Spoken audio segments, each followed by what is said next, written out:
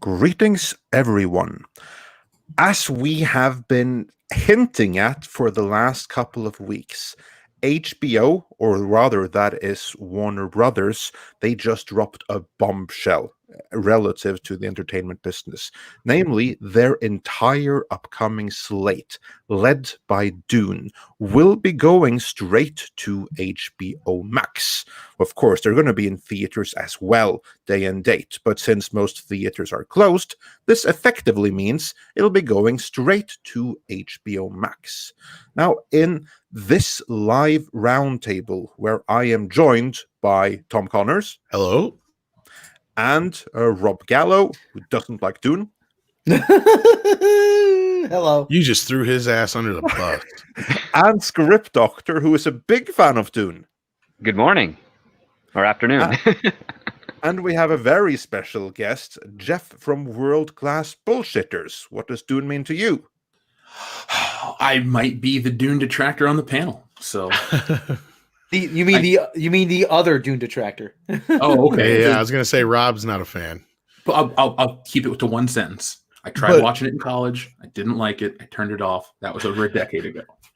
This would be a big announcement if Dune was just the only thing that was announced, but it goes beyond that, right? Yes, this is not just Dune. This is Warner Brothers' entire upcoming theatrical slate. These are both the medium budget movies and their big budget heavy hitters, like The Matrix, like Mortal Kombat. All of it will be going straight to HBO Max. Which, of course, isn't a huge surprise, but if this isn't a theatrical killer, nothing is. But we're going to get into exactly why it's being moved to HBO Max. And the reason might not be quite what you think. We will get back to that. But first, I want your reactions.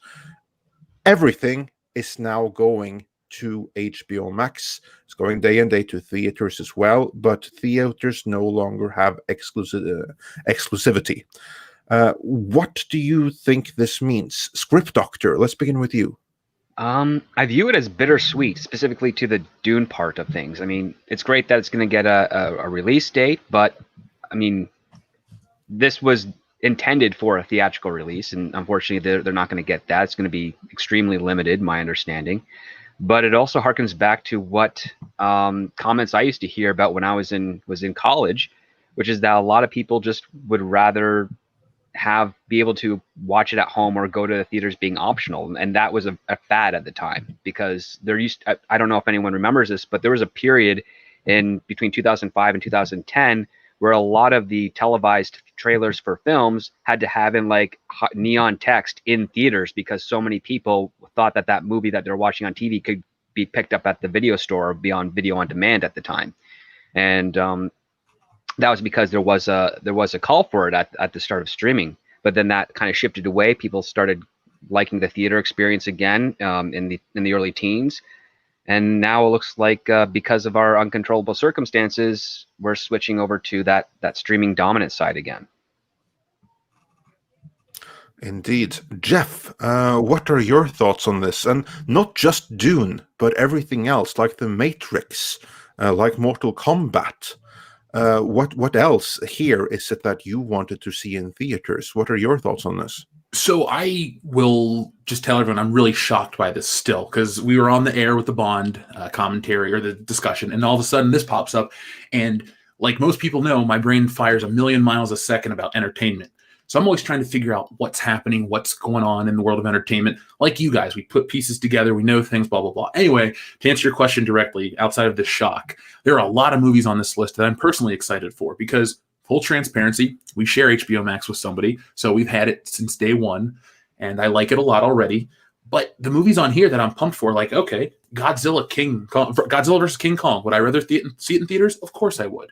But I just bought a brand new television. You know, Tom knows this. We've talked about it. These are all going to look awesome. So I'm very excited as a consumer to get all of these with something that I'm already paying for.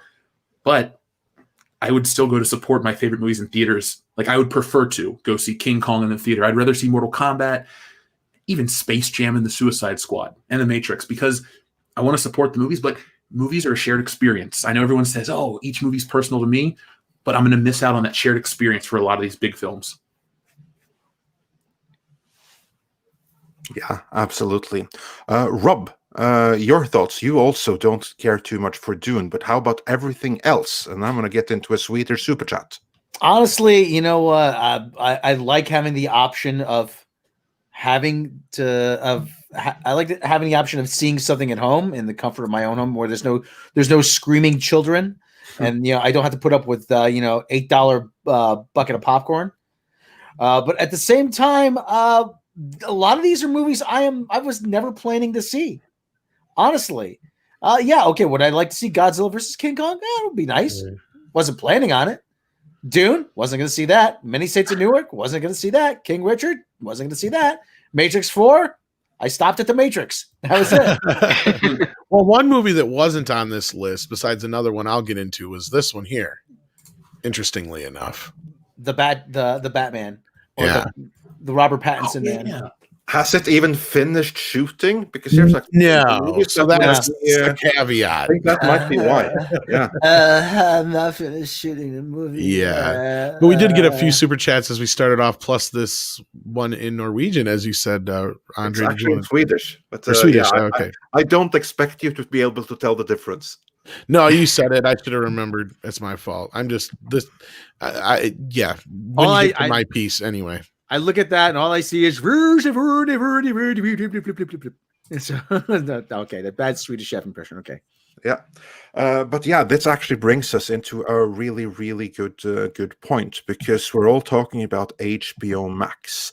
But as the one who is not based in North America can certify here, HBO Max is US exclusive. What does that mean for everyone not in the US? And that is kind of like what this question is about. This is then a 50 Swedish krona super chat from Mihon. I am now going to butcher the Swedish language. I am not Swedish myself, I'm Norwegian, but I understand a bit of Swedish. So what he says is, hej alla, eftersom HBO Max inte finns I Skandinavien, tror ni det kommer till HBO Nordic? Hälsningar från Sverige. Sköt om er där ute I världen. What that means, after the Swedish chef talk, is, hey everyone, since HBO Max isn't in Scandinavia, do you think it's going to come to HBO Nordic? Greetings from Sweden. Take care of yourself out there in the world. And here's the thing. HBO Max is only in the US, and what they have around the world is different licensing agreements, and these licensing agreements, they're going to vary a little bit from title to title and territory to territory. So I do not know the details of the arrangement that they have between HBO Max and HBO Nordic, but honestly, no, I don't think it's going to come to HBO Nordic. I think they're going to go to Netflix. Because I say that because I have seen loads of the titles that have been on HBO Max on Netflix, at least here in Norway, and not on HBO Nordic. Like, for instance, when they launched HBO Max and they had all of these DC movies, they were just there for 1 month, and then they had to let them go again because they had to license them back from their international partners for that particular period. And that's the same thing that we see right here, that all of these movies, this is what it says with the small writing, is that they're only on HBO Max for 1 month, and then they're gone again for a time period. And the reason for that, I believe, is that they're all already taken. They're promised to other distributors around the world, and Warner's have had to license them back to put them on HBO Max for a limited time frame. That is my take on that situation. Script, what's your thought on that? I think it makes perfect sense, and this goes back to something we discussed many times over the last few months, is that not every country has all these streaming platforms or the infrastructure for streaming. So if you are to go something exclusive to streaming only, you're kind of cutting off a whole arm of your potential profit because there's no theaters. Now, in this case here, it looks like we're going to be getting kind of a mixed bag, so to speak. It's going to be in theaters and same day release on HBO Max for some titles, is my understanding. And so that's kind of one way to sort of like have your cake and eat it too. But yeah, in order for because HBO Max doesn't have that infrastructure worldwide like a Netflix does, and I believe also Amazon might. I think there's a number of countries that still don't have their access to, but still, they're big infrastructure, so you can license off properties to them for your long-term streaming options. And HBO Max kind of having to relicense that for themselves for 1 month just to get their subscriber numbers up. I would suppose that's the main reason. Yeah, is an interesting concept. But yeah, I don't think it's going to be on like HBO Norway or HBO France or HBO Canada or any of those types of things. I think it's going to go. I think you're right. It's going to go onto whatever streaming platform had made the deal with Warner Brothers and AT&T for that film. Yeah. Yeah. So I think that for everyone in Sweden, you'll be seeing it on Netflix. That's my guess. Now, is this my part where I get to say it? Yes, yes, Tom. Before, we had one more super chat. We had a couple more. Actually, we have a couple of more. But since we were on the distribution part, then we will get into that first, and we'll get back into the other super chats later. Mills sent us 14 South African runs. So donkey, will these movies get DVD releases? Yeah, they will. Warner Brothers has its own distribution and they'll do it. And then, like Andre said, not only that, there's a reason why they're only going to be there for a month, but I'll get into all that. But yeah, I think so. What do you guys think? Oh, it'd be silly for them not to. Yeah. I mean, yeah, you're right. They have their own distribution network, and compared to other companies, they also have less overhead when they make DVD and Blu-ray. So it's better for them to have that as a back pocket option. Yeah, I'm with you. Why not? Because not everyone's going to have access to streaming or HD. Even though it's 2020, DVDs still sell. So DVDs still, especially in countries that don't have that internet, right? So, and you know what? And Comcast just decided to impose caps on everybody in the states that even in all 39 states they service too. They're evil. Yes, they are. And they're saying, well, if you don't want a cap, well, you're going to have to pay us an extra $25 extra. And you know what? How about no, I go buy the DVD and I watch it at home. Okay. How about that? How about we start there? I think it's going to be an option for people who are, whose internet is lacking or who, or just don't want the physical media.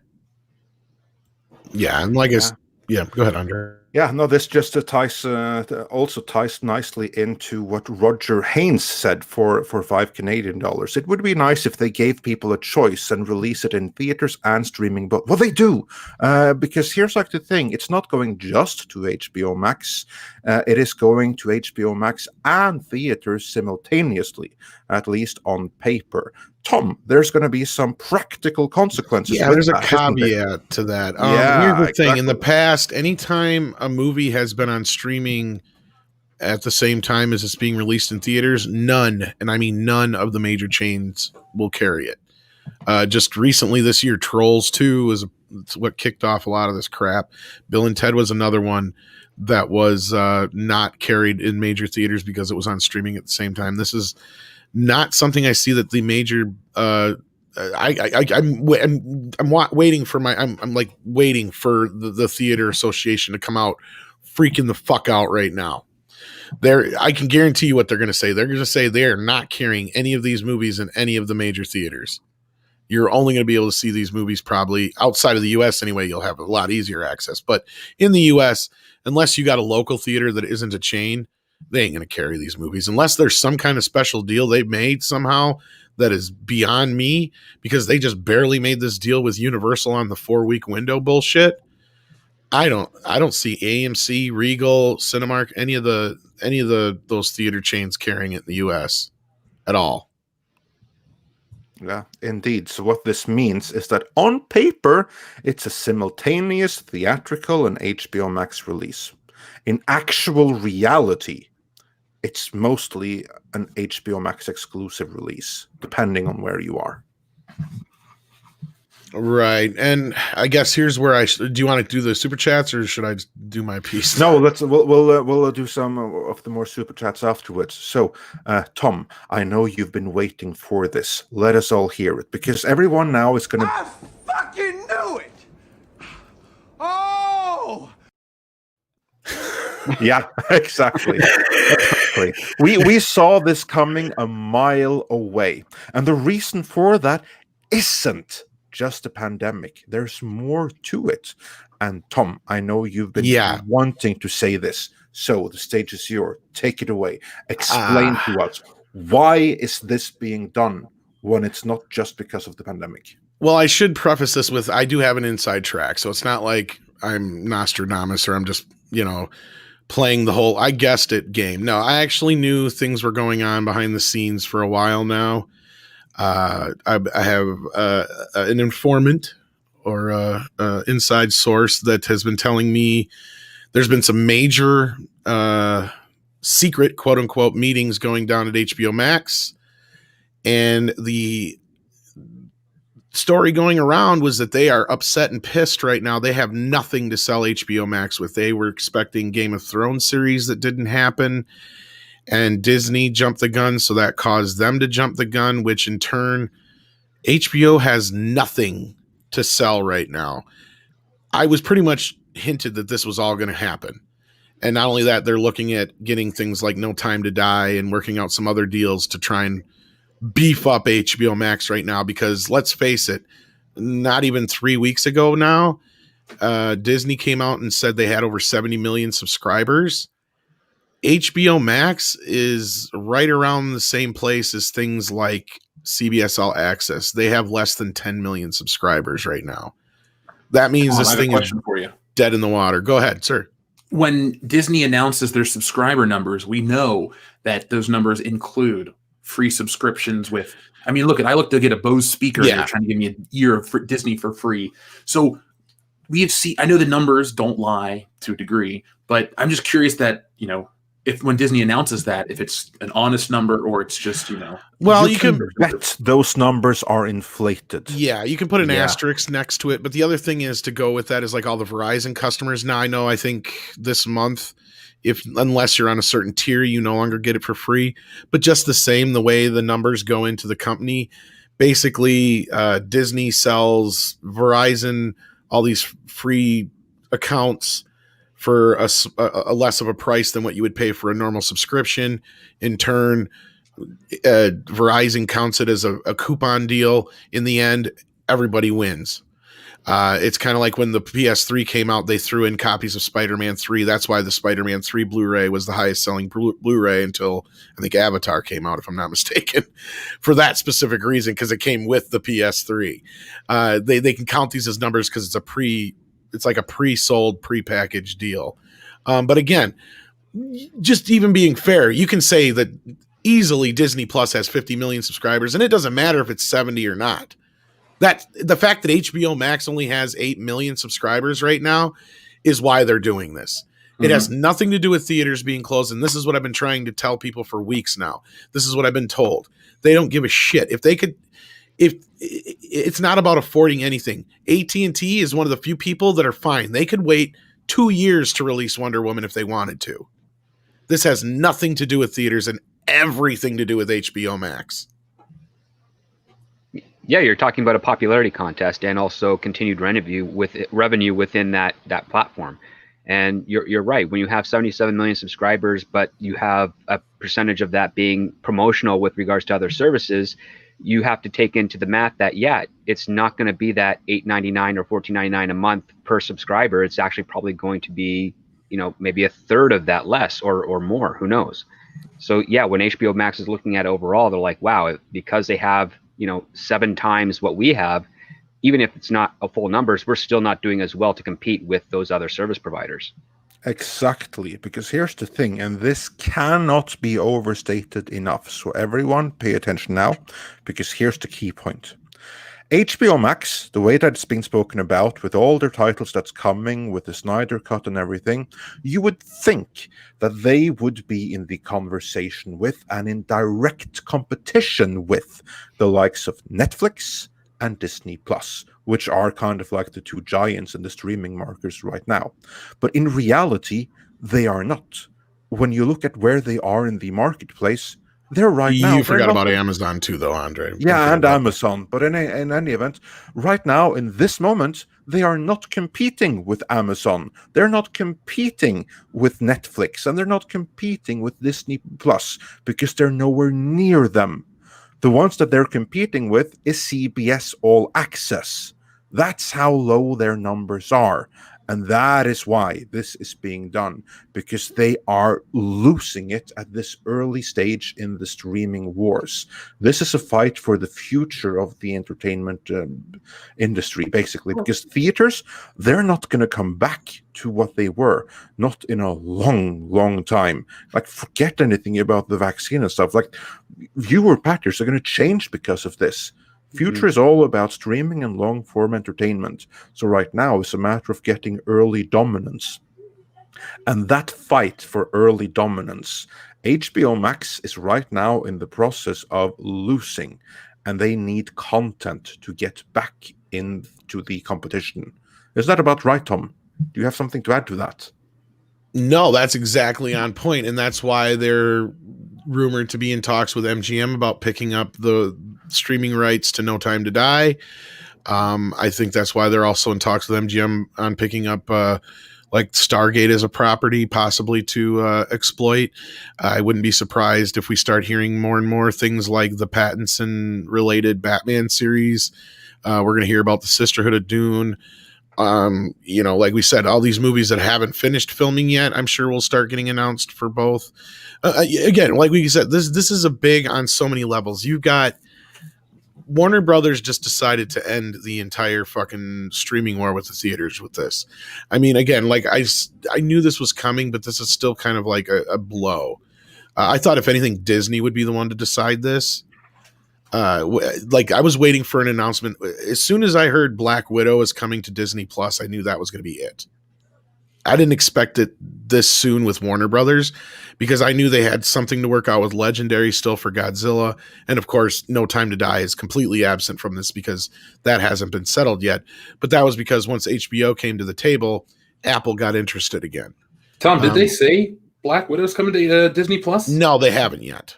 Oh, I thought it still has a theatrical release. Yeah, operating word is yet. It's going to. Not Yeah. necessarily to Disney Plus, but that could be the launch title for Disney 18 Plus. Exactly. And here's the thing, and there's precedent for this. In the history of all wars we've had for formats and all that kind of shit, Disney has decided each and every one of them for the last 30 years. That and porn.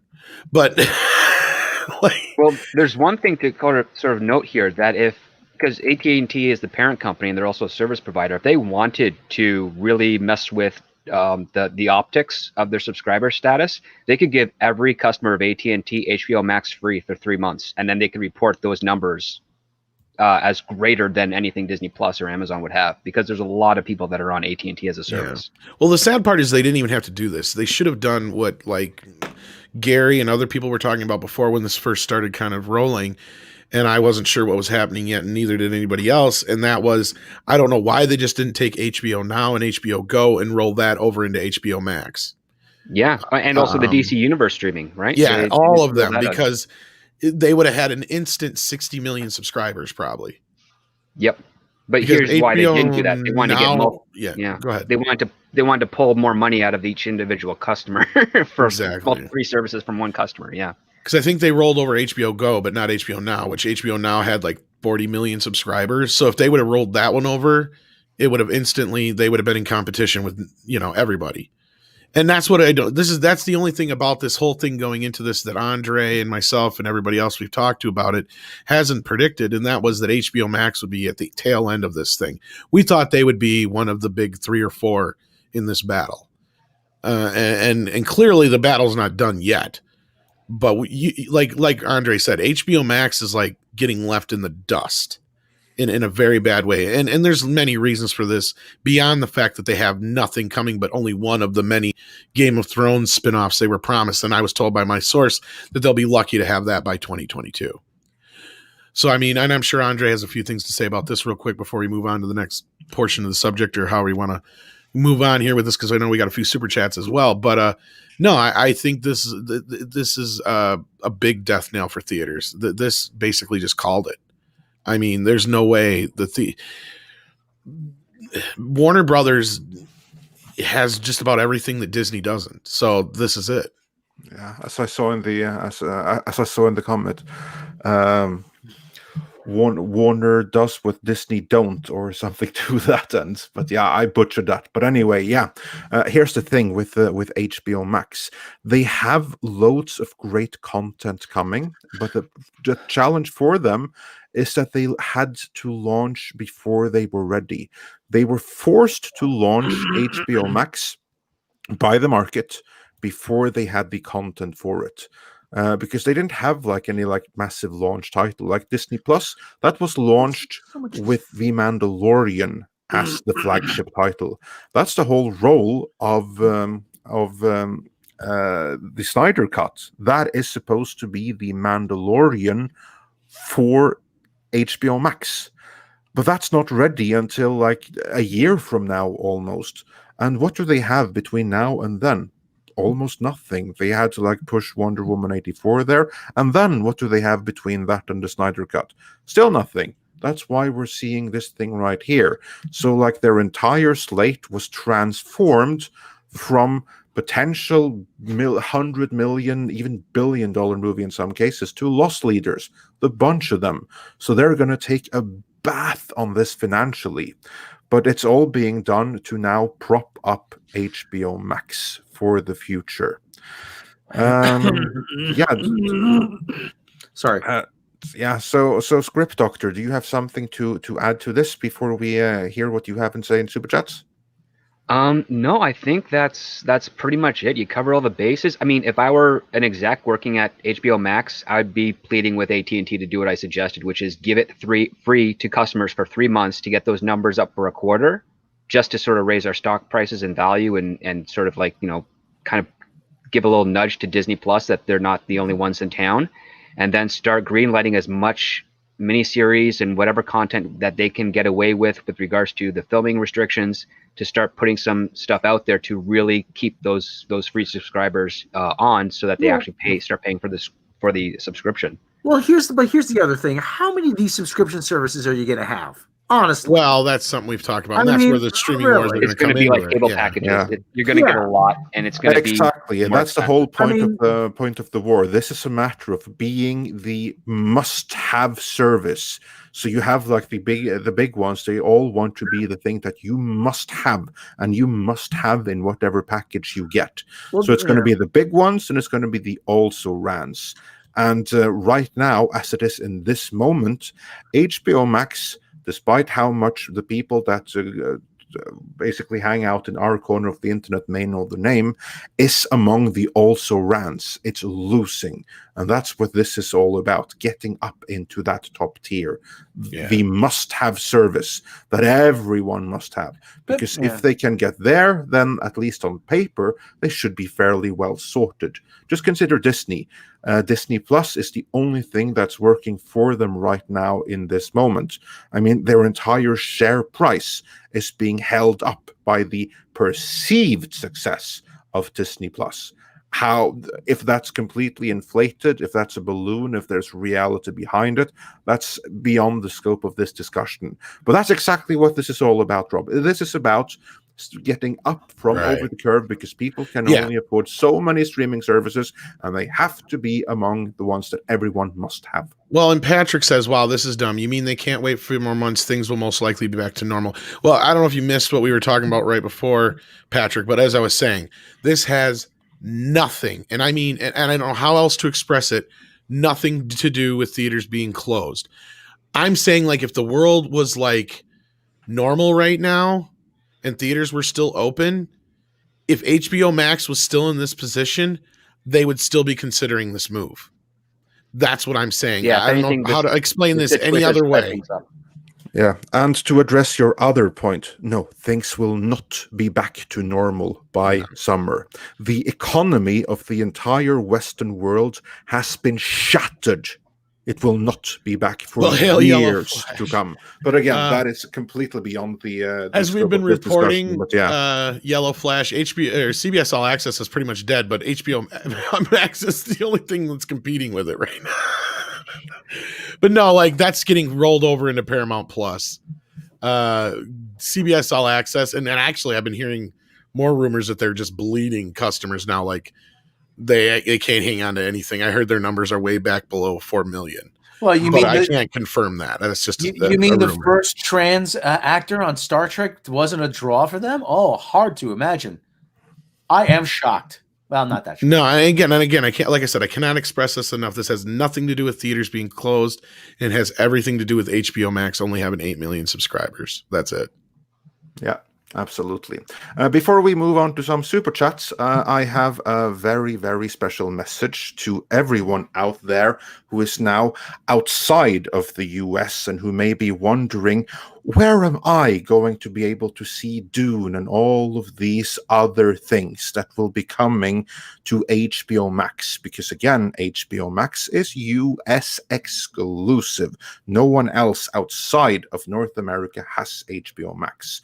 So Dune and all the other movies will be going to wherever they have been licensed internationally, and that's going to vary a little bit from territory to territory.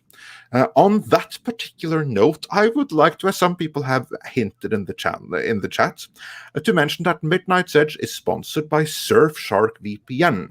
And Surfshark, if you use that has this magnificent feature that you can bypass geo-blocking. So for instance, say that it's on Netflix in a territory that you don't have access to.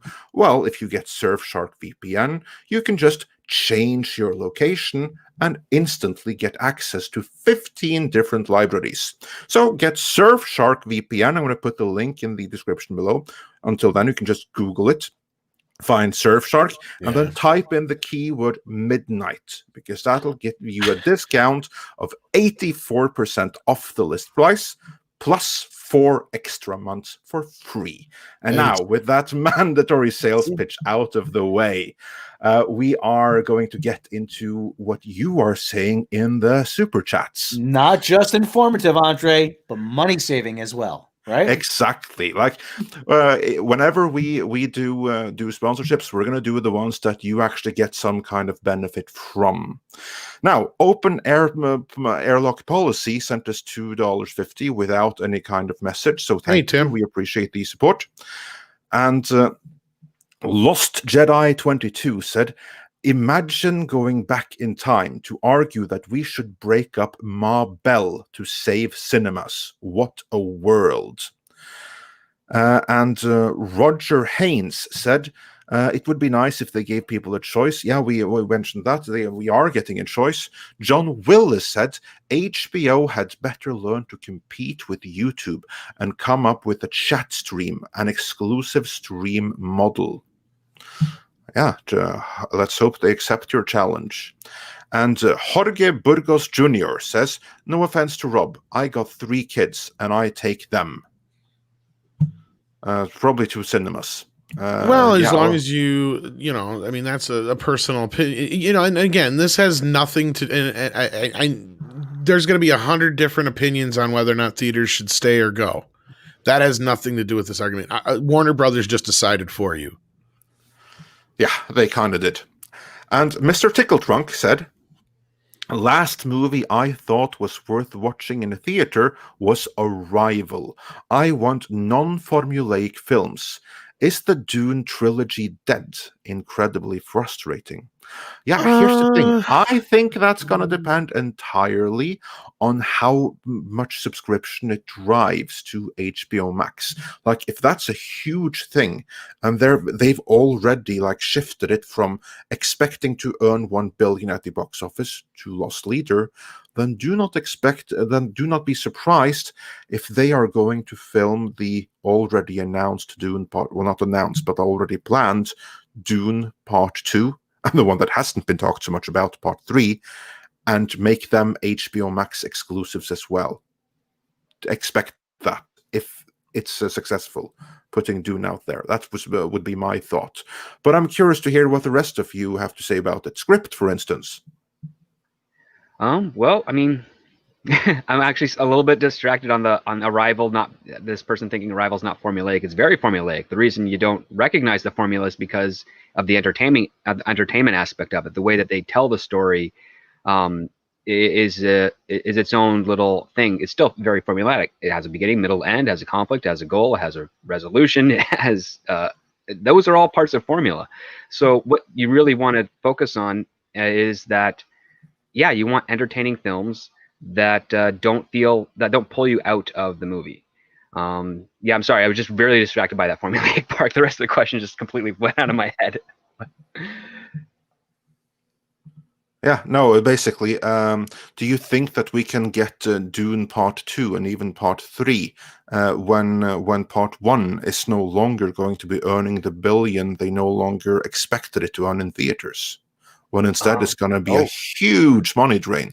Will we now be getting sequels if this one brings in subscribers?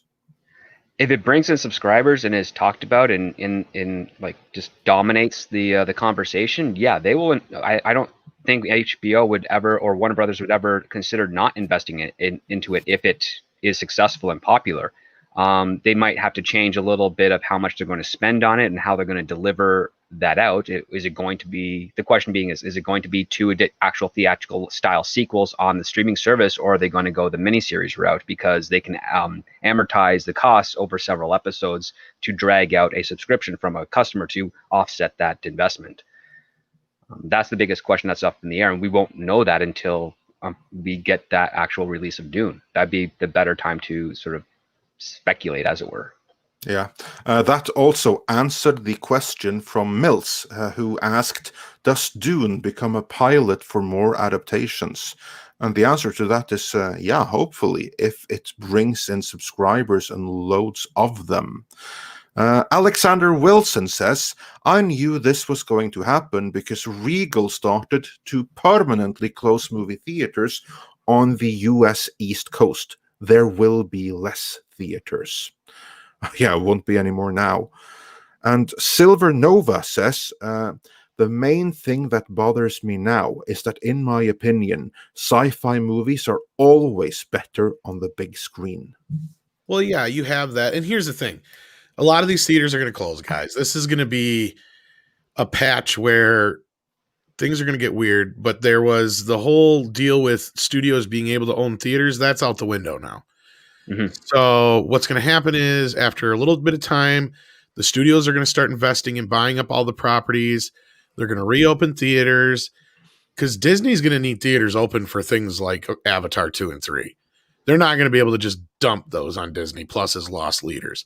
Now, because on the plus side of this, pun not intended, they will get more direct numbers, knowing exactly how many people are watching, and the things that are popular, we're going to get more of.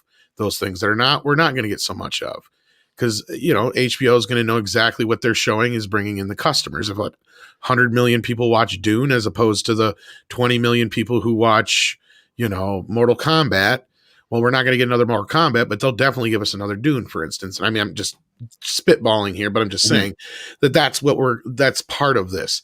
But the other side of this is you have things like Star Trek Discovery and all these other shows that we're going to have to trudge through because of the companies that's what they're about. Is they're about getting money from these streamers and creating this crap.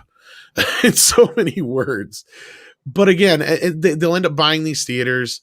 There'll be this big resurgence with like Avatar 2 or 3 probably, or something like that, or whatever next big thing it is, because eventually the studios are going to have to start coming up with some other way of revenue. Not every studio is an AT&T or a Disney where they have a theme park or a service provider and have extra revenue to spend. Yeah, indeed. Moving on from there. Willie Woodward says, regarding your previous points, disagree, Tom. Theater chains cucked before the studios and will again.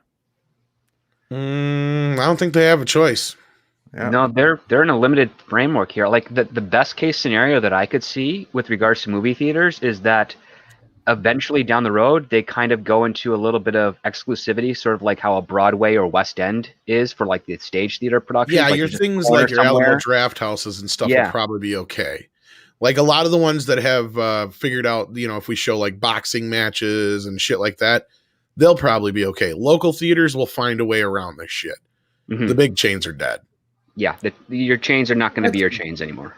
That's what theaters did actually way back in the day. They would have boxing matches, pay-per-view and stuff like that. I mean, closed circuit closed circuit TV. They would concerts. I mean, I'm a big Beatle fan, and actually, the Washington D.C. concert. If you get the trailer, if you're lucky enough to see the trailer, that was before that. Hey, check out the fabulous Beatles on a bill with the Beach Boys, only on closed circuit TV. They're going to go back to that.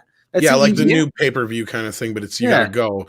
And Yeah, Sander but Hammerslag, Peacock is Universal's streaming service, and they're kicking HBO's ass right now. Yeah, they are.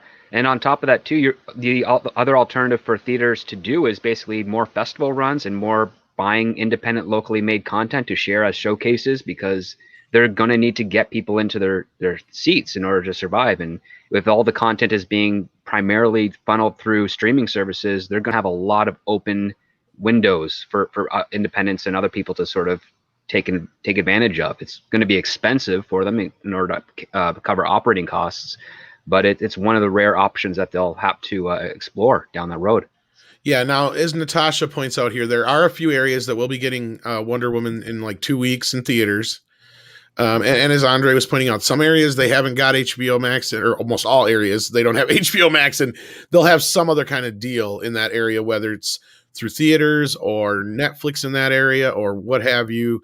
But you might not get it day and date. Here's the thing. You may not get it the same day. Weeks later, and also depending on where you are, you might not get it all. You might be shit out of luck. Well, I think they'll find ways to get it everywhere, because eventually the pirate monster is going to loom, and that's the. Oh yeah, that's going to happen real quick. I mean, honestly, that's probably something we should talk about real quick before we jump back into before we get we actually Jeff, have a let's start chat with you. about that. Okay, we'll go ahead and read the super chat, and then we'll start with Jeff and see what you guys think about how piracy is going to affect this. Yeah, but let's do it with the super chat. Badass Ant for £2 says, "What about the loss from piracy?" Well, I personally think it's going to be a huge thing, because the running joke is whenever a company or a studio announces, "Oh, December 17th on Disney Plus," somebody makes a meme, December 17th on the Pirate Bay. So every big movie is going to get pirated. It's just what's going to happen. Like, it's going to be a lot easier. Yeah, and I think that's going to be the push for in about a year or two for the studios to get behind some kind of resurgence of theaters. I don't know. What do you think, Rob? What do you think, Script? Well, if it's out there in the ether, it's going to get pirated. I mean, it's just the way it goes, man. There's people that are a lot smarter than I am that know how to do this stuff, and it's an inevitability. And like you said, yeah, everything is going to be pirated. That's unfortunately unavoidable. Studios can mitigate that by investing in services that make it easier for the customer to get the stuff for an affordable price. And if they can also include additional content of that initial piece, that is also kind of helpful, because one thing that pirates don't do is they don't do special features, they don't do commentaries, they don't do behind the scenes or anything of that nature, at least not in the numbers that can impact. So they have to be able to offer some additional like upsell aspect of it for free with their content in order to at least sustain themselves or pique the interest of the user. Because there's no matter what laws or regulations you put in place, you're never going to fully be able to crush piracy. There's always going to be someone creative enough to get around those. I just keep thinking of Lemmy from Motorhead. Yeah, go out and buy a new Motorhead album. If you can't afford, go out and buy it. Go and steal it. We're gonna. Yeah, I mean, well, and I always say, coming from the music world, where you see a lot of piracy. I always say, listen, I wouldn't have to pirate it if you just gave it to me at an affordable price. If you didn't want to screw me over at every turn, then you know what? Then people are gonna want to buy a legit copy. You know how many albums that weren't available for years that we had to get through illicit means. Well, Listen, yeah, like I'm not condoning the practice, but I mean, piracy totally changed the music industry, but the music industry is a little bit different than the movie industry. The music industry has always been artificially bloated, and we learned that, right, Rob? oh yeah. Like, I mean, that's the thing is everything costs 10 times as much as it should. And, we've learned in the day and age of Billie Eilish and all these other people and Taylor Swift and whatnot, you can be your own self-made superstar now. That when it comes to music. Movies, on the other hand, that has yet to be kind of tapped into. And I think what we're going to see is, and I think, you guys are bringing up great points in the chat about it and stuff like that. Yeah, this is like a short-term business plan right now. They're going to need theaters again to otherwise the only thing that's going to be left is the streamers and the two big ones. And three big ones with Universal, I guess we should say, because I keep forgetting Comcast owns Universal. But Andre, I'm interested in hearing your thoughts on this. On the piracy thing? Oh yeah, the piracy thing. Well, that's just what I'm saying. Like, they're going to have to find a way. I mean, Netflix, I'm sure they were paying attention to how that affected piracy, like when Netflix started. So I'm thinking they think this is the better route to go.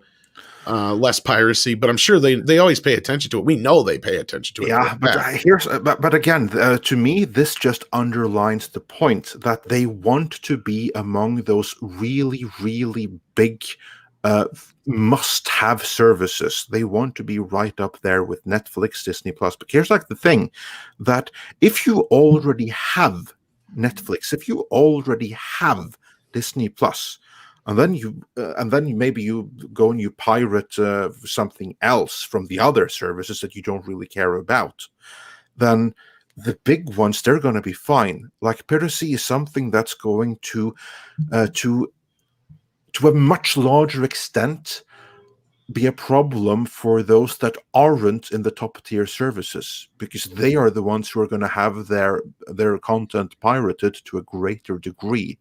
This again only goes to show that, you're going to have stuff like Dune and Wonder Woman, all of that. Yeah, it's going to be pirated. But here's like the thing, that if they put all of that out there and the service grows, they're going to get more and more subscribers. And the subscribers that are already paying a fixed monthly fee, they have less incentive for pirating the content that's already on that platform, because they already have access to it. That's, again, part of the reason why they have to be among the top tier ones, because that's going to not eliminate, but it will automatically reduce the problem of piracy. Like, for instance, for CBS All Access, it's going to be a huge problem, because probably most of the people watching, for instance, Star Trek Discovery or Picard and stuff like that, aren't necessarily going to be paying subscription fees. No, you make a good point, but that also goes back to something that's kind of interesting with regards to Peacock, because they have tiers. Like, they have a base tier that's free, but it has advertisement in it, and yet those you sign up for it for free, but you count as a subscriber. And then you have a secondary tier with like limited ads, and you have a top tier with 0 ads that has a full subscription process. And because Peacock is still relatively new, even though they don't have as much content by comparison to the others, their numbers have skyrocketed because they have those tier options. And on top of that too, I've done a quick search. I can't seem to find anything on the normal sites of what you would pirate off of those shows yet. And it's probably just due to the fact that why pirate something that's already kind of free? Yeah, that's what I was getting to, where like I feel like the studios have kind of paid attention to where they're like, look, because they know how much they're losing when it comes to piracy. They probably saw that, with Netflix, piracy went down because, if it's there, it's accessible. Why would you pirate it? Mm-hmm. But it also harkens back to the old model of TV back before cable. I mean, all you had to do for TV is you bought a TV, and then your antennas hooked into the signal, and then you would watch shows for free. The only caveat was that there'd be commercials, and that model might have to end up being returned to the streaming point, which means that, you're kind of back to where it all began 50 years ago. Yeah. Basically, the only option being you can Hulu rewind and go back forward if you missed something. Hulu is going to be kind of like the norm. Like, I don't know if you guys have Hulu up their script, but like, I know CBS All Access has the same thing where they have a tier with commercials. Like, yeah, you're right. We're going to start seeing commercials creep back in. The plus side is it'll amortize some of the cost, but I doubt we'll see a lot of that savings. That's the problem. Oh no, Because I don't think it's going Netflix to be just anywhere jumped near. their price up again. Yeah, I don't So- think it's going to offset enough for there to be a solid growth element there. Yeah, but yeah, to pretty much cap off the piracy thing. The thing is in the end, the only people it really hurts are the independents, are the small Yep. people, like the John Schnepps, the Tom Conkles. Those are the people that get hurt by piracy. Yes, indeed. And then it also affects like things like it's probably why it's a good reason why we probably didn't see a Judge Dredd 2 is because it got pirated more so than it got bought. I know that's another reason why things that we'll get into in another interview coming out here as well had issues. So again, this is something that they do pay attention to in Hollywood, but the only ones who are really hurt by it are the smaller guys. Yeah, and that's why they're racing now to get to the top, because the closer to the top you are, the less affected you are by piracy. And with that, let's move on with some super chats. Tollister3 says HBO needs continuous content too. Yeah, they all do. And the Fessman93 says, so we can expect Black Widow for Disney Plus. Count on it. And I think it's going to be I cannot claim credit for this. This was reported by Clownfish TV and Pirates and Princesses, but according to their scoops, it may be the launch title for Disney 18 Plus. This would not surprise me. They have Disney have a press conference. We're going to be announcing new content in 1 week from now on December 10th. So expect to hear Black Widow going straight to streaming at that time. And Trenchman says, does this mean Ninja Assassin 2 for Netflix or Max?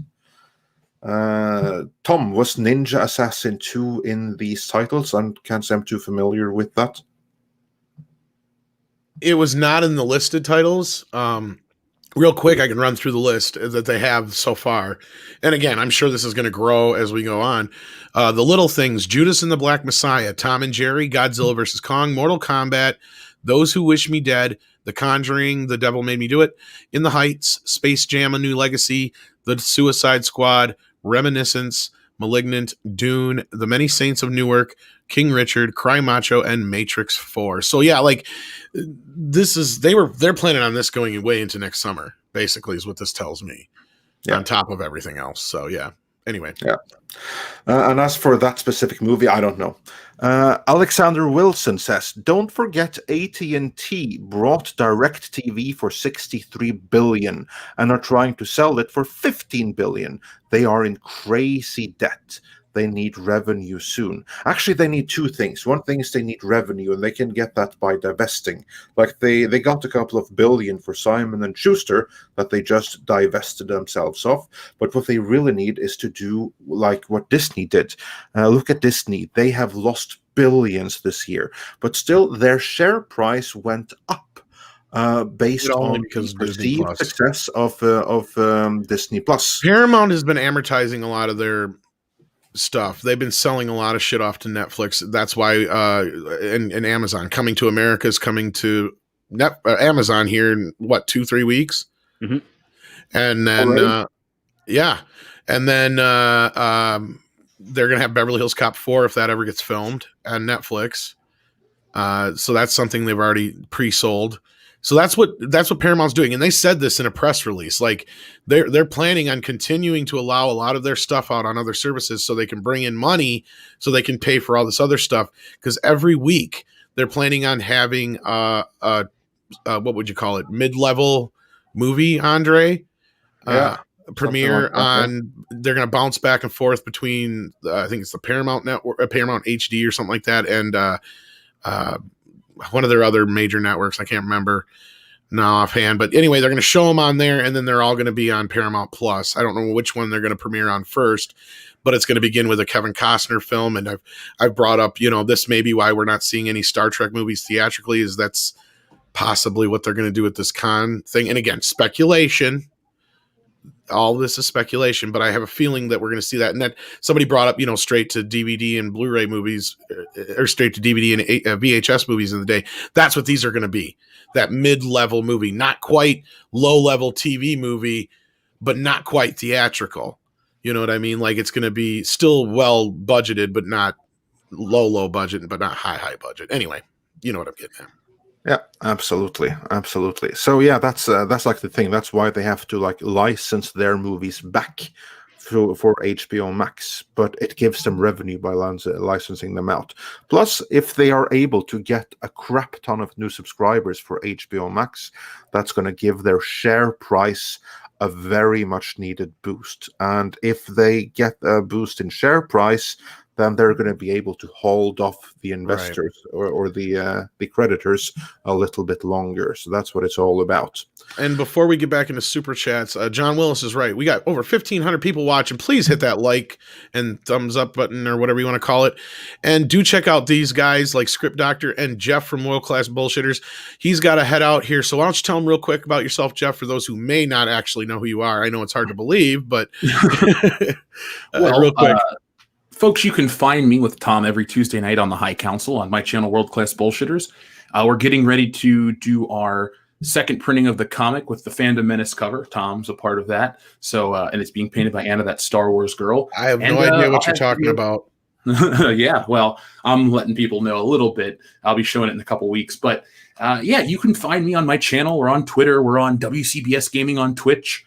We have the new Xbox and we have a bunch of the new games. So if you guys want gaming content, we have that as well. So you can find me tonight at 8:30 p.m. Eastern Standard Time for the WCBS podcast. We'll be covering this. We'll be covering a few other things as well, like David Prowse's memory. So join us tonight for more fun. When you're not watching Midnight's Edge and Tom's morning shows, you can find us. There's never a lack of content anywhere, a gap, if you will.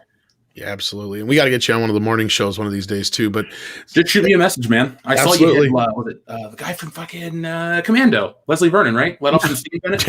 Yeah, Vernon Wells. Yeah, that was awesome. Wells, excuse me, Leslie Vernon. Leslie Vernon is the guy from the horror movie, I think. Anyway, sorry, I knew who you meant. No, we absolutely got to have you on. So I'll get a hold of you about that soon, man. It was great having you today, and great having you for Bond earlier too. So if you guys haven't checked that out yet, that's what we jumped from.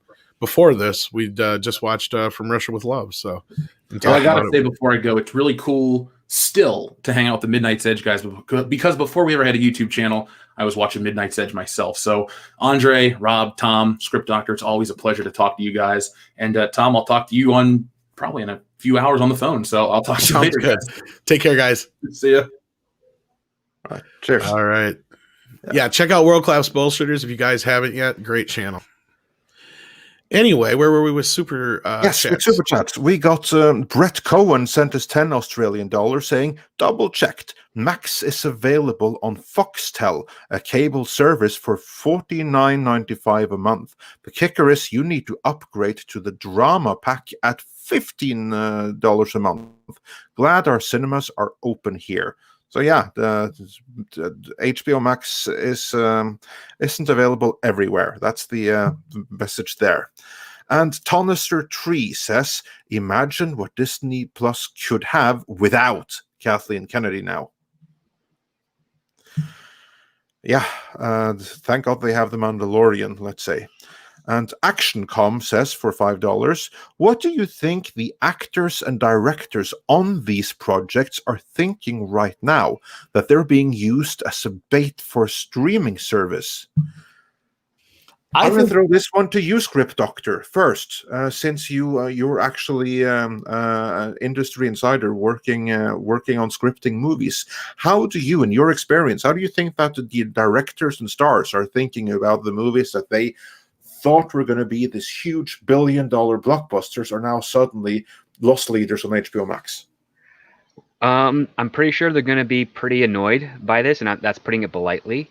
But for the ones that are not the top tiers, they're going to be looking at this as work and going to be grateful and happy for it. I would imagine people like, say, for instance, James Gunn, because we know that the Suicide Squad is going to HBO Max. I think he's going to be disappointed, but at the same time relieved that at least his movie is going to be shown to people. I would think even the same thing for Denis Villeneuve for Dune. But for some of the other films out there, I think the Wachowskis, with regards to The Matrix 4, are going to be really upset with that. I think people like Christopher Nolan are going to be completely upset and resistive to it, because some of those other directors, they're more about the attention on themselves, more so than the content that they create. And that's going to be a dividing factor with regards to the ego that's in Hollywood that everybody has in one way or another. I think it's going to cause some divide, but I think the streaming services themselves are going to look at, if these directors, these prestigious directors, are going to give us a hard time, then it's probably better just to sort of invest in newer directors, newer actors who are a lot cheaper, and also, build them up to be the big stars, just like what TV did back in the day. Because, TV actors, TV directors, like Steven Spielberg started as a TV director, and then he became Steven Spielberg because of that. So that might be the new formula, where you make your new names in the streaming service, and you just dominate the streaming service, as opposed to going to the theater side of things, since the theaters are going to be in short supply. Steven Spielberg, because he broke the fucking shark. There's also that. But he did right. He did You're Columbo. He did a lot right. of it. No, Andre, you were going to say something. Sorry. Yeah, Rob, you were going to say something before we move on to the next. Just for script. I mean, it really won't impact a lot of these actors, because unless you get points off the back end. Well, I mean, most of that, and there'll be incentive anyway for the actors to be like Eddie Murphy. I'm sure he got a nice payday for Beverly Hills Cop and an upfront for 5 as well, because they also made a deal for that. Like, that's the thing, is they're going to want to make those kind of deals. But yeah, I think unless you're one of these big actors, you're right, Rob. There's not going to be any points on the back end though. Yeah, unless there's some kind of outside deal made. So yeah, Just to clarify for people who are watching, points off the back end means you get a percentage of the box office. Right. Yeah, and like Henry Cavill, for example, he didn't get a salary for Man of Steel. I almost called it Superman. He didn't get a salary for Man of Steel, but he did get points off of it. Well, so he made about $12 million from it. And somebody else brought up the point here in the chat I was going to highlight, but now I can't find it. But it goes off of what we're talking about here, basically. No, here's the thing. There is already precedent set for this, and that's exactly what they said was about The Irishman. They're going to have to really, knock our socks off for a while, because that was one thing that I know I talked about before, is that you have that stigma of a movie that goes straight to streaming. Look at what happened to Scoob and stuff like that. That basically killed that franchise. I have a feeling that's not going anywhere. That was supposed to launch this big Hanna-Barbera franchise. Yeah, I think you're right there. Yeah. And I think that's DOA now. But what they're going to have to do is they're going to continue to have to, they may not kill that, and they may just have to eat that and continue to go on, because they're going to have to impress people and show us that they're not going to give us straight to video style crap going forward. We're going to expect the same level of Avengers and all that kind of stuff going forward. And God, Andre, who was it that we interviewed who said this, but basically said, you're competing with Avatar. That's what your movie's competing with. It doesn't matter if it's, good or not. It just matters if it's just as entertaining as Avatar, because they're paying the same price for a ticket to see Avatar. The same mentality goes here with the streaming service. Was that not Tunnicliffe? I think that was Gary. I couldn't remember if it was Tom or Gary. I think it was Gary Tunnicliffe that said that. Would be both of them, because they're both right. Yeah, but I think I couldn't remember which one. You're still paying the same price. I think that was Gary Tunnicliffe who said that. But absolutely. Again, this just goes to show the complexities of streaming. That there's it completely changes the ballpark for everything. And moving on to the next super chat. Willie Woodward says, it's funny that Paramount and Peacock are on Roku, but not HBO Max. Well, the reason for that might be more to do with AT&T and DirecTV and a lot of the bad blood that Warner Brothers and that crew have created over the years. I feel like has more to do with that. I don't know if anybody else has anything to comment on that, but I think that's more behind it. And I'm sure they're going to push and push and push to get it on more streaming services, because I also seen a report that Wonder Woman is finally going to be the first thing on HBO Max to be in 4K. Yeah, I just hope we're going to get Dune in 4K there. Otherwise, I'll be pissed. Oh, it will be, and that's why I knew this was all going to. Yeah, I mean, we knew this was all coming, but just I'm not surprised. As I said, I fucking knew it! but anyway, Yeah, I'm to get so much use out of that. But anyway, we had a few more super chats. Yes, we have a few more to go through. Alex Sarah wonders, so how much does this cut down distribution costs? And again, remember, there's still theatrical releases here. There are just much fewer of them. The scripts, how much does this cut down distribution costs? Well, I mean, it just kind of, I wouldn't know the numbers for sure, but you've got a different distribution network. So yeah, I mean, because they don't print films and send them off to theaters anymore. I mean, if they do, it's very rare, but they're all patched into another network and they plug in and, showcase it. I would just imagine that a similar network is already in place for this. So however they run that is the case. If anything, you're looking at issues with regards to the deals of each film that they had with regards to their distribution. So the distribution costs that would normally be in the case I would see would be not even relevant, not even in play, negligible almost. And it's whatever deals the directors and actors and producers had with regards to what profit would be made from I don't think it'll distribution change that would have to be much. changed. Yeah. I can't see it being changing. Yeah. Yeah, you're just switching over from instead of the distribution to theaters, because there was no cost really other than at this point 90% maintaining the network. Yeah. Yeah, it was just they sent them a file. Yeah. So it's kind of the same thing. And they already have most of these services were already going to be there, whether these other movies were there or not. So like it's just the matter of having the servers, I guess, and you're just difference in the cost because they're going to have to continue to advertise.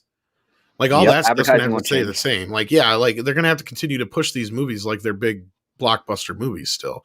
Now, actually, yeah, marketing departments are probably going to make more money out of this than they did before. Well, and you already see other advertisers on other streamers. I mean, I'm watching Hulu and I see a fucking Mandalorian preview, for God's sake. You know what I mean? Like, I mean, obviously it's Disney, but I mean, it's not just there. I've seen, I think, things for Netflix and other things, and YouTube's always playing stuff for all of them. So it's not like they already don't. Yeah, the advertising part, I think, is going to come into the aspect of it too, as far as like, that's not going to change. I really don't think. But I know we got to round this out here. So yeah, let's continue on. Yes, well, we have another question that I thought was really good that I would like to hear your thoughts on. John Apocalypse says, economy didn't affect video games and PlayStation 5, so why movies? There, I would first like to say, how are the video game retailers doing? And with that, Tom and Script and Rob, I'd like to leave it to you and hear. With the economy, it didn't affect video games, so why movies? Your take, and remember distribution. Actually, it's video games are actually booming during this era because yeah, but that's just downloads. digitally. That's yeah, I was going to say, yeah. What happened was in the last few years, we've seen every authoring production facility go out of business in the U.S. There's no longer any U.S. production facilities for Blu-rays, DVDs, and shit. Well, you could still, but the thing is, you can still get them either from Amazon or Best Buy. Yeah. But I mean, they've closed down all the major ones, so like that's why there was a backlog for a while before the pandemic. And that major reason for that was all these video game companies have moved away from physical, and movies have now moved away from physical, so the demand has gone away. So like they're all backlogged out of Mexico. So that's one. My point is that's one industry that's already been killed by this. Is what I was getting to. Sorry. The manufacturing side of things for the physical, yeah. But back to the original question, Andre.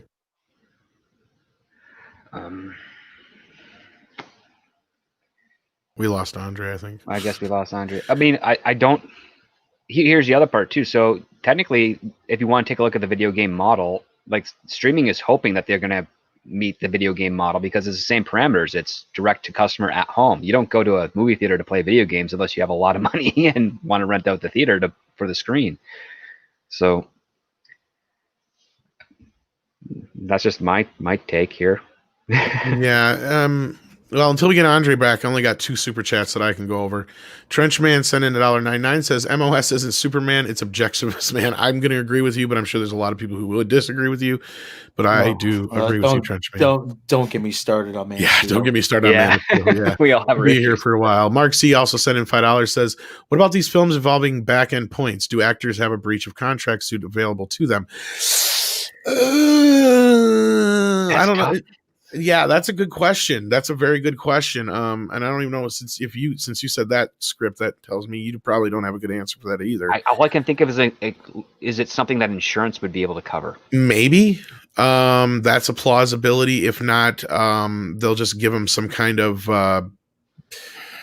Because it's a trickier situation. Because how do you? I mean, you can prove subscriber numbers, but how can you aggregate that for a specific movie? Because a subscriber of the entire. I was going to say maybe they'll give them like a.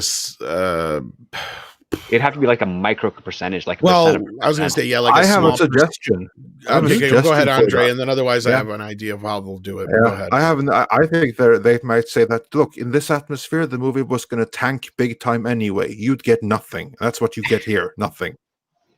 Perhaps otherwise, get away with that, but I bet that there's someone's going to try to. My guess is if it goes to some kind of court litigation type thing, what'll happen is they'll say like, yeah, you get a percentage point, whatever your percentage point was, it'll be X amount of cents per every original IP that watches the film, or like one original IP that watches. So like they won't get every single time somebody watches it from, specific IPs, but they'll get, okay, like let's say 500 million people watched Wonder Woman. Okay, well then Gal Gadot, since she had back end points, they'll cut her a check for $5 million and call it a day. Or something of that nature. That's what I'm saying. Like if it gets to that point, but I think you guys are right. I think it's kind of like everybody knows that that's the thing is it's a gamble. This whole thing's a gamble, and the actors take just as much of a gamble as the producers in the studio. Yeah, it might actually just switch over to how it works for television with regards to royalties on the streaming side of things. They might just adopt those same type of contracts. Yeah, it'll come with the advertising and stuff. Yeah. Yeah. Yeah. I didn't get the other super chats though, Andre, because I only had access to 2 of them. I don't know how many more we missed. Fine. I have the whole list of them right here, and the next one in chronological order from oldest to newest that we haven't gotten to yet is from. I just have to find it back on the screen here. Yes, Jedi Master Seatopia asks, will studios spend $200 million in a film like Dune? Will they have to spend less and therefore look cheaper? Oh, you can take it to the bank. Well, and I brought that up. $200 million yeah, absolutely.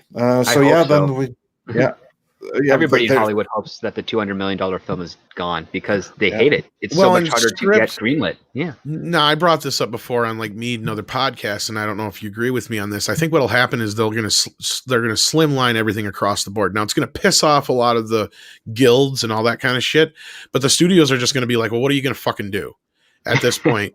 I think that's what's going to happen. I don't know if you agree with me on that, but I think that's because everything is like the music industry. Like I was saying before, movies are bloated as fuck, and they're bloated as fuck because you've got 12 people doing one person's job, right? Most of the time. Well, if it's not 12 people doing one person's job, which I mean, on the production side of things, like on the day of shooting, you don't really have, but it would be more like the dollar value with regards to the name recognition. That will have to change primarily because that's where you get your bloated aspect the most of in any. Well, I mean, let me be clear. Like, okay, here's my point: is like the thing with the guilds and all these things. Like, instead of having like a guy who does who can handle 2 or 3 jobs, you have to hire specific people for specific jobs from the guild on each movie, and they have to be there. And if you don't adhere to these certain things, you can get big fucking fines and all this shit. So everywhere down from the key grip to the fucking craft services and the teamsters and shit like that is what I'm talking about. Like, all these people that are like really non-necessary in a situation where like we're in right now. That's what I'm getting at. I don't know if you.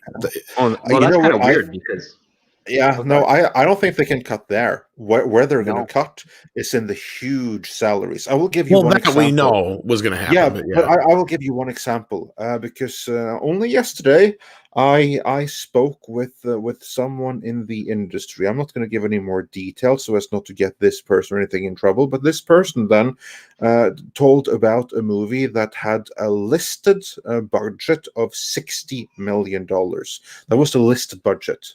He said that in actual reality, the movie cost $36 million to make. The division of those $36 million that the movie actually cost was 15 million to one star, 15 million to the other star. Everything else, including the making of the movie, 6 million.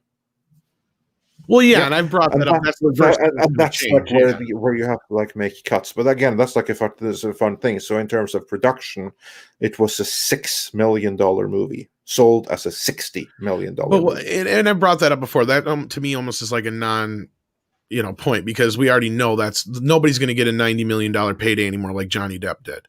It's just not going to happen. That part is known. But my point is like the current situation has made it so these studios can get away with fucking with the guilds or unions, whatever you want to call them. They're the same goddamn thing almost, basically. But anyway, like that's what I'm saying is like you have to adhere to certain rules, and I think they're going to skirt around the rules because of this pandemic, and then they're going to use the situation of, well, now we're in streaming, we're not making the kind of money we were. But they say that to us now from behind the scenes, but again, in public, that movie still cost $60 million on the books. Yeah, you're right there. I would say with regards to the guilds, their primary job is to make sure that everyone who's on a set is needed and is getting paid the minimum amount that they are required. So if you're looking for something with regards to the current situation, say for craft services, normally you'd have a team of maybe 3 to 5, and it's basically kind of like a buffet style thing. That would have to change because of the circumstances, to the point where each meal has to be privately prepped, which means you have more people on set for that to be achieved. You have to have a number of people meeting all the parameters, prepping all the meals, privately isolated, and then handing them off to each individual cast member and crew member. So it actually could risk inflation of that, which means they'd have to cut salaries of an expensive director, an expensive actor. There's even producers that actually don't do anything on a title other than securing the money, that get a huge kickback as a result of that. So that's going to have to be changed. So I think it's going to come more on the on-screen side of things as opposed to the behind-the-screen side of things. Yeah, indeed. Moving on from there, this also then answered the question that was quite similar from Keith Rogers, who said, will the upcoming wave of major releases going straight to streaming serve as the swan song of the 150 million plus budget motion picture? And yeah, we already answered that in a related question. So then moving on, Jorge Burgos Jr. said, remember the 1980, 1990s direct-to-DVD movies? Oh, yeah, I like them. Project Shadow Chaser and Cyber Cop for the win. Nemesis 2. So, yeah, I think that we're going to go back to like more movies like that, probably. And Michael Strelitz says, no sex in a show and no AC. Called boring, just action. And Mark C says, for $10, thank you so much, AT&T only sees short term. They bought DirecTV, redirecting money away from building an internet network when streaming was on the cusp of exploding. It's been dumb decision after dumb decision. That was a different AT&T that bought DirecTV. They're not all there. Those people aren't there anymore. The whole logic behind DirecTV is that you don't even have to launch a satellite. You just rent the space on the, someone else pays for it, and you just pay them to, if it's already in orbit, especially, and it's all wireless, as opposed to having to actually string fiber optic cable throughout how many X amount of cities. All of them, yeah. I mean, DirecTV is basically bouncing off of Bell TV satellites they have 3 of them in orbit that I know of. Yeah. and they sell usage of that to all the other satellite networks. So And then on top of that too, Bell also did lay down a fiber optic network from coast to coast across Canada, and it's doing really well. And Bell and AT&T are kind of the same company, just under different names in different countries. See, They should be able to do the fiber optic itself, except it's going to be like at least a minimum of 10 times more expensive because of the density of the United States. See, the whole thing was at that time, the telecoms were doing everything they could not to upgrade their service and their networks. Yes. And wireless was the perfect way to do it. Anything without having a wire. Satellite, oh yeah, this is a winner. Take a look. We don't have to do shit. We just charge people for the service they already have.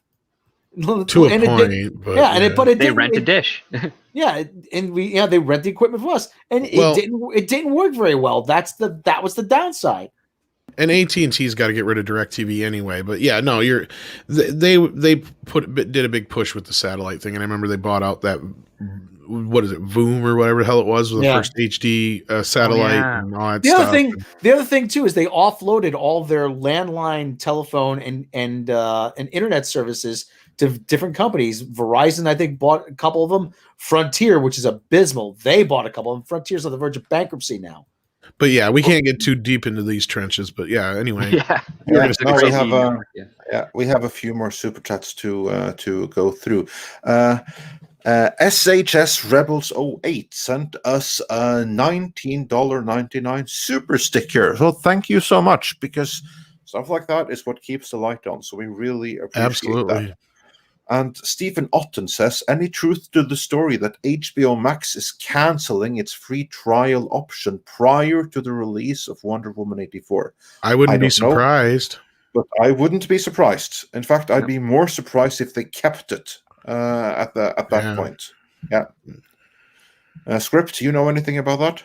No, I would be surprised if they kept it also, because again, they need to make that money back in any way they can. Right. Well, and not to go too far off, like I was saying before, I think we're going to hit that point where once the theaters are done with, once they've got everybody on board, they know they're going to start doing the same thing Disney was doing already with the premium movies on the services you watch. Well, I would say it this way. The smartest marketing aspect I can see of is with a purchase of renting Wonder Woman on HBO Max, it comes with 1 month free subscription. Or something like that. But or you'll have I think it's going to be more like Mulan. I think they're going to have, you have HBO Max, but now you can get Wonder Woman now, or you can wait 3 months and then you can see it. But if you pay $30 now, you can see it now. Plus you're already paying on top of the HBO Max. But that goes into where I was saying is, they're going to need 30, 40, 50, 60, 70 bucks sometimes to pay for some of these bigger movies. And just people are like, oh, that'll never happen. But it's starting to happen already. I've been right so far. I mean, and they only want that money to get the money now. Like they could make that money back over years, but that doesn't work well on the spreadsheet for a business. No, and that's just it. Like Andre was saying, the big deal here isn't even so much, it doesn't really fucking matter. It's Fugazi if they've got, 50 or 70 million subscribers on Disney Plus. What matters is that it boosted their stock, which was going to be in the fucking toilet if they hadn't. Exactly. And that's what all this is about. This is about basically gaining the confidence from the market. And Disney has now shown that healthy subscription numbers on their streaming service, getting to be one of those top tier services, is a very good way of doing that. Because that tells investors, okay, they have this going for them. Everything else is going down the drain. But all that means is that a ton of people are going to lose their jobs. That, of course, is devastating for the thousands upon thousands of people that lose their revenue. But the market doesn't care as long as they see that, okay, the company is doing what they need and they're becoming a dominant party in this new market. We have continued faith that they're going to be able to pay their bills, so all is good. Yeah, and that's we're aware of the fact that HBO Max is not global yet, but this will be something over the next year, so that they will be. Mm-hmm. If next 4 years. At least. Yeah, at it's not least. going to, because the distribution deals that they have around the world, some of them don't expire until 2024. So that's the point when they can truly go global. And then depending on local markets, they can like do like local rollouts earlier. But truly global, that's not going to be until 2024. But until then, they have to build their brand in the US. They have to be one of the top tier services. Right now, they're not there. And with that, we have that ties us nextly into the super Yeah. chat from Death of Star Wars, who for $10, thank you so much, says, I thought HBO Max was for HBO's original content shows and other studios' content, but I didn't think it would have WB movies and TV shows and DC. It should be called WB Max or WB Plus to get more subscribers. Actually, you raise a really good point there. And that's the self-inflicted wounds Yes. that HBO and Warner have given themselves over this stupid branding confusion. Like, I've discussed this with Tom. Like, how many HBOs are there? Well, technically there's 3, and I still think there Why may the be an hell are there editorial 3? in this for this reason. And yeah, it's because I have no idea. I really couldn't tell you that it's worth the research. And like I said, there still may be an editorial in this because that was their biggest fucking mistake starting off. They had every means to make HBO Max a true competitor in this race out the door. All they had to do was roll over HBO Now. I don't know why they didn't. I'm not sure what the resistance was. I don't know what the licensing issue was, because as far as I know, it's all the same shit. Because there's all these other movies that are on HBO Max that are not Warner Brothers because they're attached to the HBO license. So as far as I know, it's all the same deal.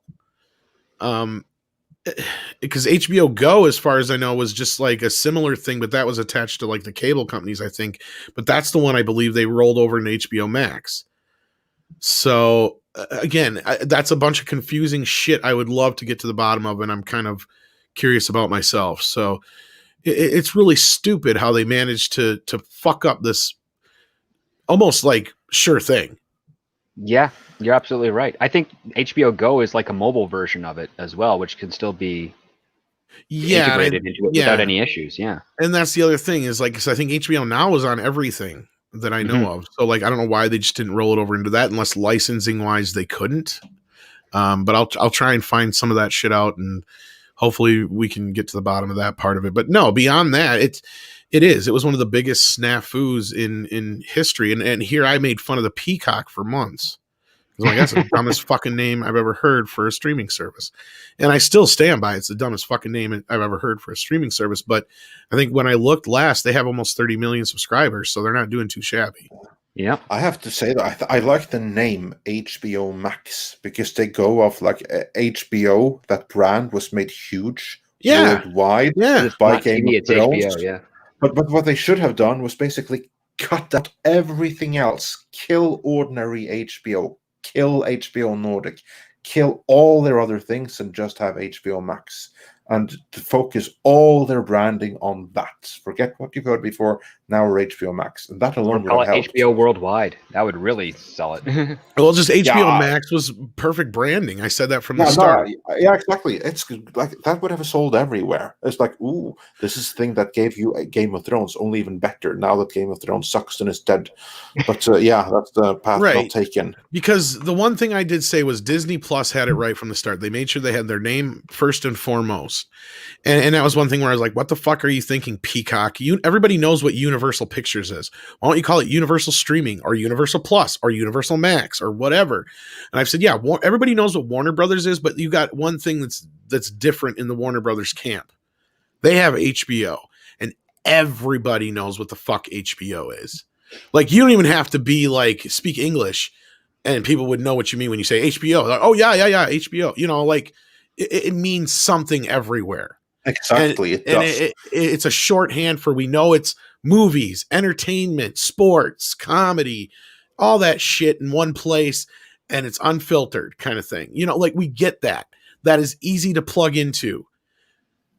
where they fucked up here is the best question you could ask. I don't know how they did this or why they did this, but it was. Oh, I have some thoughts. I'm sure. It's Well, not, I can't wait to hear yeah. more about it and dig more into it a little deeper. Because, like I said, Well, there's still I maybe don't know. something here. For I have but- some thoughts. I have some. It's typical corporate branding, competing departments, fighting for branding and different visions from the various product managers and product owners. It's stuff like that. It's just like competing visions, so that the whole corporation doesn't pull in one direction, but rather different directions, and one company ends up screwing itself because of it.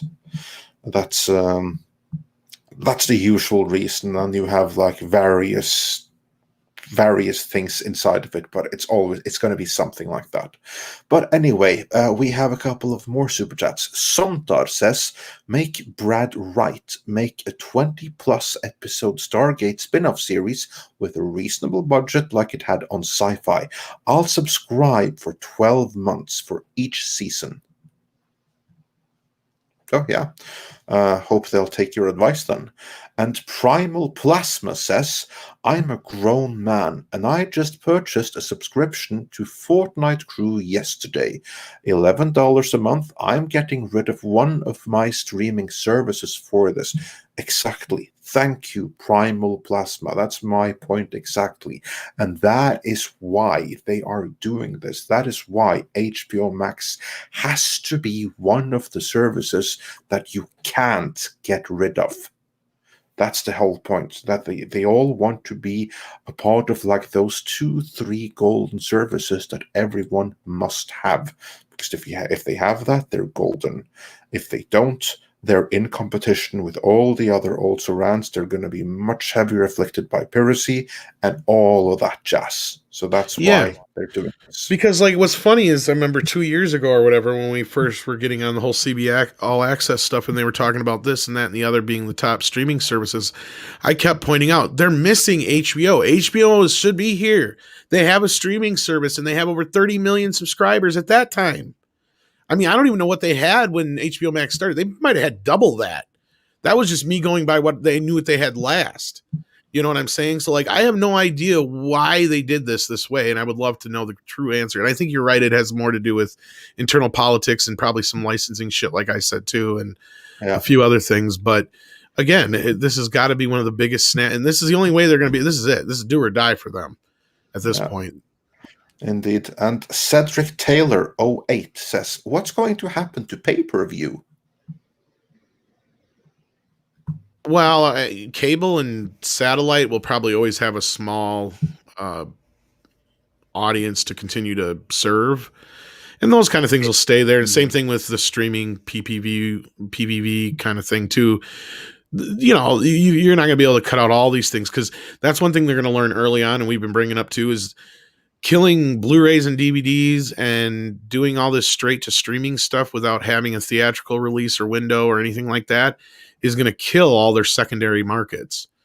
Because there is only one market now, and especially if you're dumping it straight to your own streaming service, you're cutting out the middlemans in a lot of ways, but it's still costing you X amount of money to advertise for that movie, cost you X amount to make it, and you know you're only getting so much of a percentage from all your subscribers towards a movie when somebody watches it. So again, it's how they figure all their maths behind the scenes and how they figure what's worth spending money on, basically.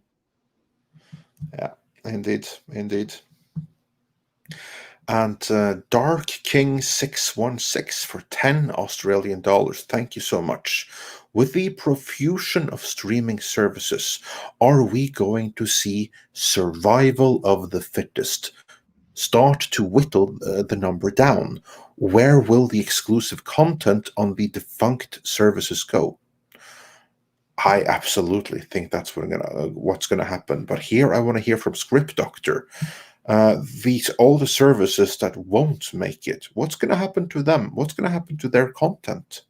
It's going to be sold off for the cheapest price. That's the unfortunate truth of the matter, is that if, say, for instance, speculatively, Paramount Plus does not succeed and it ends up bankrupting the entire studio, what have you, they will unfortunately have, those that are left in charge will have to sell off everything, and it'll just be a subtle takeover of that studio and all their properties, and it'll be sold in bits and pieces across all the different streaming services. Well, we kind of already saw a preview of that with Crackle. Yeah, and that's Sony's thing right now. Yeah, Sony knew they weren't going to go anywhere with that, so they sold anything worth a shit to Netflix. And I mean, it's still there, I think, but it's got like nothing on it. They don't do anything original anymore. They have not invested in it at all. They can't afford it right now. But like that Seinfeld show went to Netflix, and all their movies that they were going to put on there, I think, went over to Netflix now, and some other deals. They were going to launch. There was rumor they were going to launch James Gunn's Starsky and Hutch series for Crackle, as like The Mandalorian was for Disney Plus. But that everything all changed. Man, like over the last 4 years, everything's changed. All their plans are out the window pretty much. See, that's pretty much the answer to the question is unless you're somebody like AT&T, Disney, or Amazon or whatever, or Universal for that matter, you're Netflix, you're going to basically have to figure out where you're going to put your shit. Sony doesn't have a streaming service. MGM's never going to be able to afford a streaming service. No. It'll be interesting to see if Paramount can actually maintain a streaming service. Lionsgate's never going to be able to do it. No, but one thing that we're seeing is to be an axiom with regards to streaming services that you need a flagship show to draw people in. Right, exactly. And Sony could do that if Ghostbusters Afterlife does well and they get the right team behind it. Sony could actually launch their own streaming service with Ghostbusters. Then they could probably do fairly well. I would say like 15 million subscribers. Honestly, if they were going to do it, they would have done it with Cobra Kai. Yeah, Cobra Kai would have been another thing, great. They didn't. Well. They did that. They didn't. No, they dropped the ball huge on that. No, I don't think Sony plans on doing one at all. I'm honest. I know they I'll be don't. honest with you. Yeah. If they were going to, I think they would have with Cobra Kai. I really do. I think they would have been like, fuck it. We're going to do this. We're going to throw it on Crackle. We're going to push this or rebrand Crackle or whatever they would have done. I think they're just banking on selling their shit to Netflix and Amazon. No, I think you're absolutely right. I think they want to just be a third-party studio that sells their stuff to whatever streaming service gives them the best deal and stay safe that way. Honestly, I wouldn't be surprised if like MGM gets sold to somebody like Warner. Yeah. Maybe Sony and Paramount will find a way to merge. I mean, I don't know, Andre, this is more your, and I know we got to go here soon, but I mean, that's more your domain. Do you see anything like that happening? Oh, yeah, absolutely. What we're seeing right now is a massive, massive shift in society at large, but also in the entertainment industry. It's going to, we've spoken about this before, but what's going to happen is that the really huge ones, they're going to consolidate their powers. And all the ones that right now are like mid-tier, that can't get up to that top tier, they're going to sink down into the mid tier, and they're going to have everything removed from them, and they're going to have to either restructure their business to be a pure content creator that sells or licenses all of their output to the bigger parties, or they're going to have to be bought up by the bigger parties, or they're simply going to have to be shut down. That's what we're going to see. So I don't think that like 5 years from now, I don't think that Sony is going to be in the film business anymore. And if they are, they're going to be there with like a heavy deal with Disney or like a Disney subsidiary. And right. Like actually, they're going to have Sony, to be bought up by someone. Their television division's worth more than their movie division, I'm willing to bet. Yep. Yeah. So we're gonna have huge changes in the studio landscape and production company landscape in the years to come. Everyone that is not top tier, they're going to have to completely change their business in order to stay competitive, either by making themselves more attractive for sale or by shifting to become a pure content creator and entering some kind of distribution deal with one of the big ones that are still going to be there. Well, that kind of takes us back to that video game question. Basically, then what you're seeing is like the big streamers are like the basically they're the PS, the Xbox, the Nintendo, what have you, and then all the whatever's left over is going to be like the third party companies making all the other stuff that the big companies don't get behind, basically, the third party people, the distributors or whatever. Yeah. Exactly, and as Stephen Murphy is saying in the chat here, AMC, that would be the chain. They're in trouble, aren't they? So yeah, and again, going back to like the video game question, just like the video game retailers, the film retailers, as in the cinemas, they are in for a world of hurt. And with that, I do believe we are caught up with super chats, and I think that we have caught up with pretty much Yeah. everything there is to say about this topic for the time being as well. And I still think it's funny that nobody picked up on our reporting on Bond, really, that I noticed. But yeah, that'll be the next window to see how that turns out. And again, I'm not going to be surprised when it happens. Well, here's the thing, though, that right now with Warner, now that they have moved the entire entire theatrical slate to HBO Max, do they need to acquire Bond on top of it? Do they still need to do that now, when they already have announced this is what we're going to be filling in HBO Max with until such time that the Snyder Cut is ready? Are they now in a position where they need James Bond?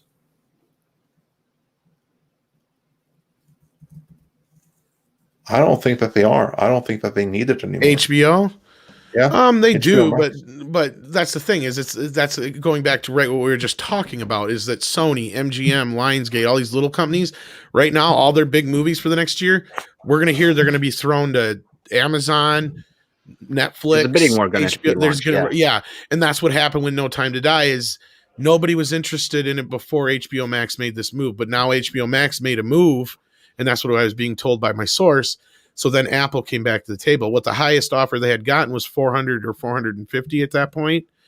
So the movie's still going to sell for a little bit, but it's not going to sell for nearly as much as they want. But that's what it's going to be. Is like the streamers are going to know they're in a bidding war, but they're also not going to, they're not going to go nuts. My guess is that No Time to Die is going to make a deal for about $500 million. I don't know where Maybe. it'll go yet, but that's another one. We haven't mentioned Apple once in this whole thing because they're kind of a non-starter, but they are making a lot of fucking moves right now. Yeah, I'm looking forward to seeing what they're going to do with the Asimov adaptation, Foundation, for one. Right, and they've also been putting their hands on some other things. They made a bit of a stir with the whole Charlie Brown thing, but you know what? It got them in the fucking news. And they got to be the good guys at the end because they ended up giving the movie to PBS or the show to PBS to show for free. So and that's just free advertising for them. That was a perfect move on their part, if you ask me. They turned bad press into gold, in my opinion. I don't know what you guys think, but I mean, nobody was talking about Apple before that. Apple's been nothing but a non-starter in this conversation. They don't have any tentpole shows to draw in viewers. I think not yet, but we'll see what Foundation. One day they will. I mean, there's Foundation. I remember they were working for years on this one about a whole society that are blind and they have to use like string to walk around. It's like they have some crazy ideas in the works, which I have no doubt will definitely draw some interest to them. But again, they're not rushing anything over there, which is a smart move, I would say. And they don't have to because they have all that. They have all their Apple products that are bringing in tons of revenue for them. So they've got money to burn. They created an eliteness there. They're going to have that elite kind of thing. And then they might get Bond. Going to Cedric Taylor's $5 super chat here, he says Bond is dead, to skirt won't work. We could get in all day about the movie itself, but that doesn't matter. I have a feeling that if Apple really wants to, they could have Bond. Yeah. So it's gonna, and it may go to Apple now because I have a feeling that HBO would have rather made that deal before they dropped this trailer, because they would have probably loved to have had that in this trailer, is my guess. I don't know what you guys think on that, but again, I mean, I believe it. I believe the meeting happened now. I mean, this basically confirms pretty much everything my source told me for the most part, as far as I'm concerned. Yeah, indeed. And Adam Wofford just said, what if WB said they were making Dark Tower series for HBO Max and really push hard? I don't know I don't know the fandom mad Actually for the got- Dark Tower, but I think that the movie destroyed it. Yeah, that got ruined by that movie. But I just got some news from my source. Oh. Disney is reacting to Warner. They're calling an emergency meeting at Pinewood tomorrow in UK. Who, Disney? Yes. With regards to this Warner announcement, hey? Yes. Dollars This to is great. donuts. Guess what's going to happen? Black Oh, Widow yeah. coming to Disney Plus, folks. We Oh, Yeah. hell call it. yeah. To fight off Wonder Woman, yep. Guess what? I fucking knew it! Exactly. I'm going to love using that. I'm sorry if I kill that clip for folks, but I've been wanting to use that all day. Yeah, it's well learned. But yeah, no, there you go. Now, what just happened, everyone? Everyone watch is still watching. For the first time, HBO Max suddenly became a contender, and they spooked Disney, and they spooked them Disney bad. just blinked. Yeah, Disney blinked. Disney blinked. So you heard it here first. And this was a legit inside tip from the same source that told us much of the stuff that's now being reported. Because remember, we were doing an editorial on this, but they just got ahead of us. So yeah, Disney will be having an emergency meeting tomorrow, and I bet you that what's going to come out of that is HBO Black Widow was going to Disney Plus no matter what. But that or they'll announce the 18 plus like you're talking about. But now it's either way, it was going to go to some Disney service earlier than anyone thought. And what they said before about it's going to the bull crap. It was never going exclusively to theaters. It was always going simultaneously to Disney Plus or Disney 18 Plus with a theatrical release. They just haven't announced it yet. We're going to learn very, very soon how Disney will respond to this. Exactly what kind of announcements we're going to get, I do not know. But we're going to get about 5 spin-offs of The Mandalorian. I bet it know too. Yeah. Well, we already seen Absolutely. 3 backdoor pilots, so yeah, we're going to get spin-off. some more. Yeah. John Willis wants another one. What do you say, Andre? coming in fall of 2022, Marshall Dune. Marshall Dune. Yep, probably. I'd watch the hell out of a Cara Dune show. Yeah, you never know. You never know. Cleaning up Navarro one town at a time. Maybe we'll do one more before we go, John, but I don't want to overdo it. But no, it's scary at the same time as much as I'm goofing and joking about it, because I am a theater lover. And again, goes right back to my initial point when we started out. Warner Brothers just made this choice for us. And Disney's obviously going to react to this if my source is correct, which I'm assuming they are. You know what? It's funny. Warner has made this choice before. If you think back a decade and a half to the trenches of the format war between HD, DVD, and Blu-ray. If memory serves, what really ended it was the moment when, was it Disney or was it Warner that decided that we are going to skip HD DVD support? I think it was Warner that did that. No, Warner did both. It was Disney that decided that one. That's why I said this is the first time where Warner has pulled in and decided the war, because any other time they've been fence sitters in any of these format wars in the past. Since they have their own distribution, they have done pretty much every format. Mm-hmm. But Disney has been the one to decide every format, pretty much. Like once Disney jumped in the game, it was VHS that was winning at that point. Yeah, because Betamax was superior. Yeah, and then the same thing with DVD over DivX, and then the same thing with Blu-ray over HD DVD. And DivX had Lucasfilm behind it, if I recall. DivX had not just Lucasfilm, but Spielberg behind it too. Yeah.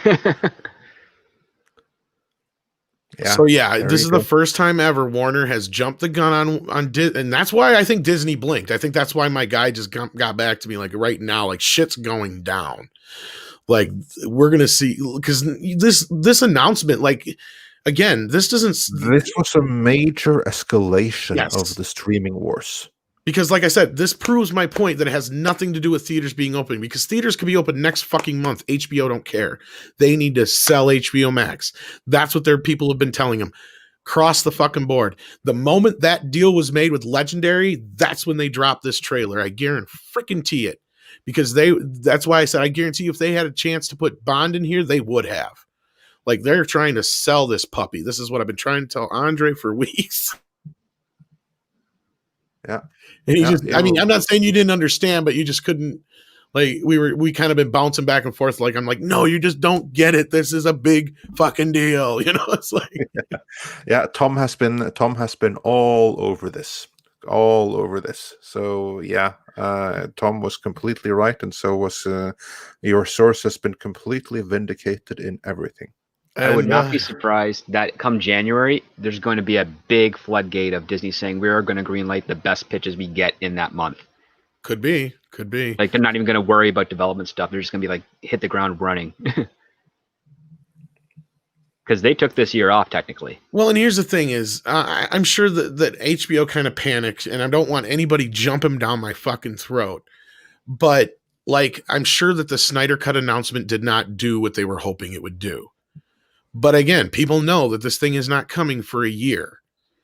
And even though they had probably a little, surge in people jumping on there, that's the big thing is they don't have any Game of Thrones shows like they were planned. This has been nothing but a disaster over there. They have been panicking. And now they're the ones who basically shot first. So, I mean, this is it, folks. The streaming war has officially begun. Like, this is it. We're in the thick of it now. It's coming. It's here. Well, this was the Pearl Harbor of the war has been from Cold War to Hot War. Thank you. This is the Pearl Harbor. Yes, this is what I've been trying to fucking say all this time. Like, this is it, folks. It's happening. It's happening. That little meme of what's his face from The Office. This is it. And that's the perfect example right there, Andre. This was the Pearl Harbor. Yeah. Warner just pulled a Pearl Harbor on Disney. Indeed. Which is ironic because Disney was the one who released Pearl Harbor, but anyway. Indeed. Yeah, there you go. With that, I believe we are all caught up. And I think we have covered everything there is to cover about this, haven't we? Begun. The streaming war has. That's the last time I'll be able to use that for a while, probably ever. Yeah, and Primal Plasma sent us the final super chat of the day, saying, "I already dropped Netflix for HBO Max. There you go. Now I'm about to drop Hulu for Fortnite Crew." Well, yeah, there you go. There you go. That's exactly why. John Willis thinks they're freaking out and watching. We're the main channel, Midnight's Edge, but do check out our sister channel, Midnight's Edge After Dark. People seem to forget that is a separate channel, because we did that before all the other people did their live channels a while back, and it just kind of turned into its own thing. But yeah. And speaking of live channels, since everyone else was doing a live channel, we have to follow thank you for my segue. So that we now have a live channel too. It's called Midnight's Edge Live Archives. And what you'll find if you go to the Midnight's Edge main channel, which shouldn't be difficult because you're there right now, you'll find, where's this Bond discussion that we did like in 2 hours ago? Where's this video going in 10 minutes? Well, they're all going away from here, and they will be re-uploaded in their entirety to Midnight's Edge Live Archives. So go and subscribe there. That would be much appreciated. Of course, we are going to be releasing an abbreviated version of this video on the main channel, but the full video. How did I know you were going to say that? Honestly, I'd rather you just do an editorial. But anyway, we'll continue. Go ahead. Well, be careful with what you wish for, because one does not have to rule out the other. I know, but like in the end, it's almost as bad. I'd rather just do an editorial. This is a discussion for after the show. Indeed. And the Dark King 616 says, "You fools, you started the live channel wars." Actually, yeah, Mead did that. So thank you. Kind of. Because we were like, we need another channel where we could do live streams and stuff all the time. Because at that point, nobody had really been doing live streaming. Like Gary was the only one who was really streaming at that point that I remember. Maybe like EBS. But I don't even know if like World Class had started doing a lot of streaming. I think they were still doing videos and a few of the other guys. But anyway, point being, like, yeah, we want to do this other channel for live streams. And yeah, anyway, now we actually have a quote unquote live archive channel as well. So the links are in the chat for both. Please do check them out and enjoy. We got a lot of great stuff going up there, and we've got a lot of great stuff coming. So you guys really should subscribe to all of them. Yeah, and we also have again, I have to tease this interview that we have coming in the next few days that I'm really excited about, and that too has an element of the streaming wars into it. So yeah, that's also very, very timely for that. You almost should just announce it, but I don't know if you can. I would rather get the absolute full approval before I do. Yeah, that's what I was thinking. Yeah. So I want the entire video to be approved. Then we'll announce it when we drop it. But yeah, it's something that at least I am very excited about, and I know many of you watching will be too. This is going to be one of the most epic things we've ever done, besides maybe the Robert Shea interview, and it's going to kill me doing it. But we'll get it hopefully by this weekend. I'm trying, folks. Yeah, it's been an uphill battle, but I'm getting there. Yeah, it's going to be 2 hours of epicness. All right, with that, I would like to thank every single one who's been who are still here and who've been now hanging out with us for the last 2 hours, 3 if you count the James Bond stream. Both of these streams will be up on Midnight's Edge live archives. As we said, go there and subscribe. You'll find a link to it on the main channel here because it's a featured channel. Script Doctor, also thank you for joining us. Where can people find you? Well, thank you so much again for having me. You can find me on youtube.com/scriptdoctor. I'm currently working on my Mandalorian review, so that should be up hopefully today, if not first thing tomorrow. And you can also find me on Twitter at scriptdoctorphd. And if time allows, and I hope it will, I will be happy to join Tom over at Midnight's Edge After Dark. Yeah, I believe we will be live in about 2 hours here, 2.5 hours, give or take. And yeah, I was corrected. I guess WCBS has been streaming for some time. I didn't know they did streams before, but check out WCBS Thinking Of. We want to thank Jeff again for joining us today on this stream as well, even though he had to check out a little earlier. Always check out their stuff, and you can check me out on Tuesday nights hanging out on the High Council. I am the Joe Pescopo of the High Council. I know, but I'm still proud to be as much. Yes. And also, of course, Rob, thanks for being here, although you're not the biggest fan of Dune in the world. Well, this goes beyond Dune. I mean, this is Dune. Yeah. It's like we were willing to put money on it. Yeah, this is just part and parcel to the whole thing. I mean, that's, Yeah, there you go. All right, everyone. Thanks for joining. Have a great continued day, evening, night, wherever you are. Bye.